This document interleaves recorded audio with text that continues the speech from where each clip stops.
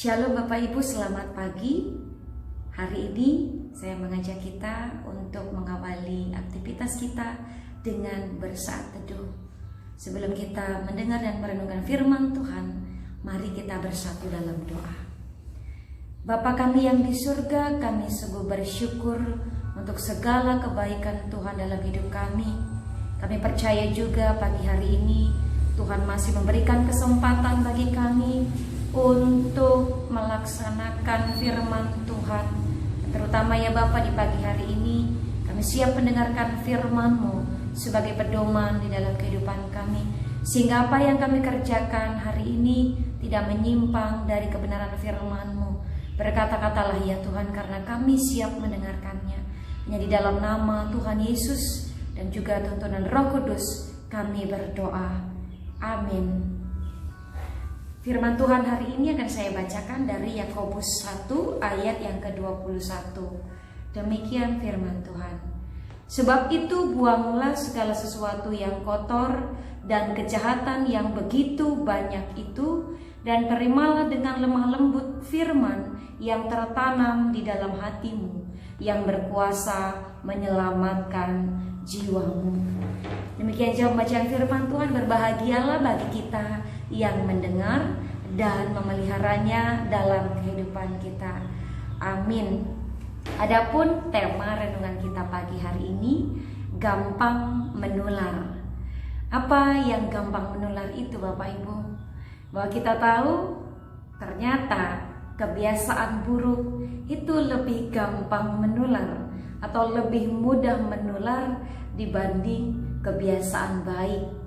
Contohnya, jika kita ada bersama-sama berkumpul dengan orang-orang yang suka berkata-kata kotor, berkata-kata tidak benar, maka lambat laun kita akan terbiasa dengan hal itu, bahkan kita juga akan melakukannya. Kita tahu bahwa kebiasaan buruk itu sangat mudah menular, maka kita harus membuangnya sesegera mungkin.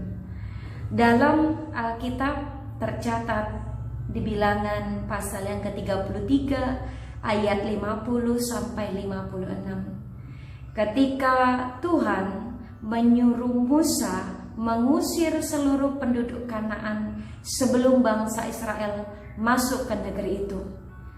Penduduk asli Kanaan dikenal sebagai penyembah berhala. Mereka memiliki banyak tempat penyembahan bagi dewa-dewi mereka. Bahkan di sana terdapat pula bukit-bukit tempat mempersembahkan korban manusia. Maka supaya kebiasaan buruk mereka tidak menular pada bangsa Israel, semua itu harus dimusnahkan. Kita bisa membaca dalam Bilangan pasal 30, terutama ayat yang ke-55. Tetapi jika kamu tidak menghalau penduduk negeri itu dari depanmu, maka orang-orang yang kamu tinggalkan hidup dari mereka akan menjadi seperti selumbar di matamu dan seperti duri yang menusuk lambungmu, dan mereka akan menyesatkan kamu di negeri yang kamu diami itu. Bapak Ibu, kisah ini sungguh benar nyata bahwa kebiasaan buruk juga Tuhan sudah aturkan supaya dimusnahkan agar bangsa Israel tidak mudah tertular dengan kebiasaan buruk orang Kanaan. Bahkan kalau bisa tidak ada disisakan tertinggal hal-hal yang buruk itu. Dalam suratnya kepada jemaat di Kolose, kita bisa baca dari Kolose 3 ayat 9 sampai 10. Rasul Paulus juga memperingatkan kepada orang Kristen, kepada orang percaya, agar menanggalkan manusia lama dan segala kebiasaan buruknya, lalu mengenakan manusia baru. Apa artinya?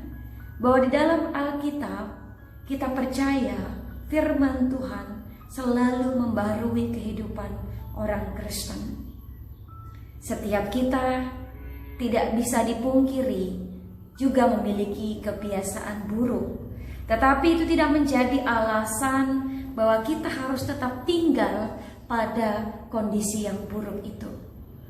Sebaliknya firman Tuhan hari ini mengatakan, musnahkanlah apa yang buruk, tinggalkanlah apa yang menjadi keburukan dalam hidup kita.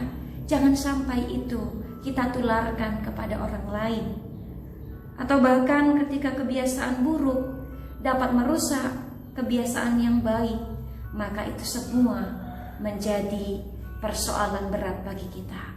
Manusia lama kita harus benar-benar ditanggalkan dan tidak boleh dijadikan alasan untuk membenarkan dan mempertahankan kebiasaan buruk yang ada dalam diri kita. Karena kebiasaan buruk itu selain merugikan orang lain, juga akan menyusahkan diri kita sendiri.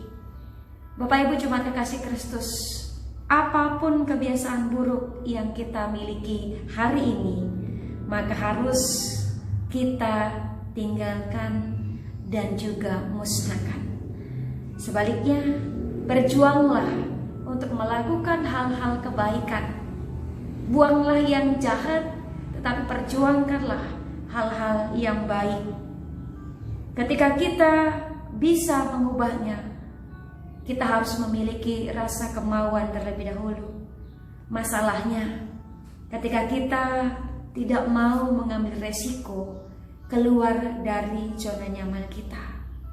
Karena selain itu, prosesnya pun tidak bisa dilakukan dalam waktu yang singkat.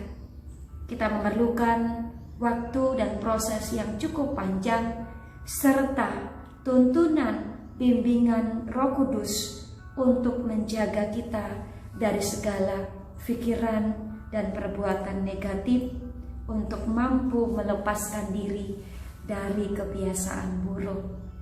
Percayalah Bapak Ibu, di antara kita, saya dan Bapak Ibu pasti ada kebiasaan buruk.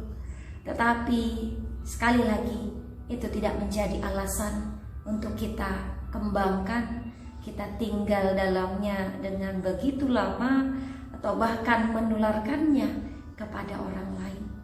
Satu hal yang kita percaya, firman Tuhan dari Yakobus 1 ayat 21 ini membuat kita harus berani membuang yang kotor, meninggalkan yang jahat, dan menerima dengan lemah lembut firman yang tertanam di dalam hati kita, sehingga kita menjadi orang-orang percaya yang berkenan di hadapan Tuhan. Dalam hal menegur atau memperingatkan seseorang yang bersalah, kita juga harus dengan sopan dan lemah lembut membenarkan firman Tuhan. Kita mengutamakan kasih dan kepedulian kepada sesama. Sebaliknya, apabila ada orang lain yang menegur kita karena kebiasaan buruk kita, apakah lantas kita marah atau kecewa atau tidak terima dengan gengsi dan egois kita? Tidak. Terimalah dengan lemah lembut firman Tuhan yang juga selalu mengoreksi diri kita setiap hari. Maka jadilah orang-orang percaya yang rendah hati dan lemah lembut, mendengar firman Tuhan dan membaharui diri di dalam kebenaran firman Tuhan dengan tuntunan Roh Kudus. Tidak ada yang sempurna di dalam hidup kita. Tidak ada yang sempurna di antara setiap manusia. Tetapi kemauan dan kerinduan untuk berubah dan dibaharui oleh firman-Nya, itulah yang menjadi kerinduan kita bersama. Amin, mari kita bersatu dalam doa.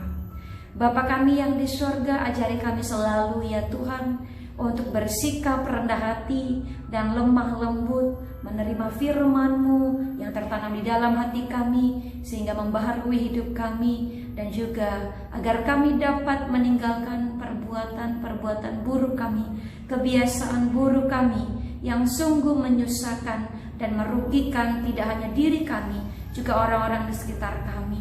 Kami berdoa Bapa agar kami juga dapat memproteksi diri kami dengan tidak mudah tertular dengan kebiasaan buruk orang-orang di sekitar kami, hanya dengan tuntunan Roh Kudus dan firman Tuhan yang menjadi pedoman, pengingat dalam hidup kami. Terima kasih ya Tuhan. Inilah doa dan permohonan yang kami sampaikan selalu di dalam nama Tuhan Yesus yang sudah mengajarkan doa Bapa kami. Bapa kami yang di sorga, dikuduskanlah namamu, datanglah kerajaan-Mu, jadilah kehendak-Mu di bumi seperti di surga. Berikanlah pada kami hari ini makanan kami yang secukupnya, dan ampunilah kami akan kesalahan kami, seperti kami juga mengampuni orang yang bersalah kepada kami. Dan janganlah bawa kami ke dalam pencobaan, tapi lepaskanlah kami daripada yang jahat. Karena Engkau yang punya kerajaan dan kuasa dan kemuliaan sampai selama-lamanya. Amin. Terimalah berkat Tuhan. Damai sejahtera dan cinta kasih dari Allah Bapa serta karunia yang dianugerahkan melalui Tuhan Yesus Kristus dan persekutuan di dalam Roh Kudus, kiranya ini yang menyertai kita dari sekarang sampai selama-lamanya. Amin. Shalom Bapak Ibu, selamat beraktivitas. Tuhan Yesus memberkati kita. Salam sehat, Kelasis Medan 1.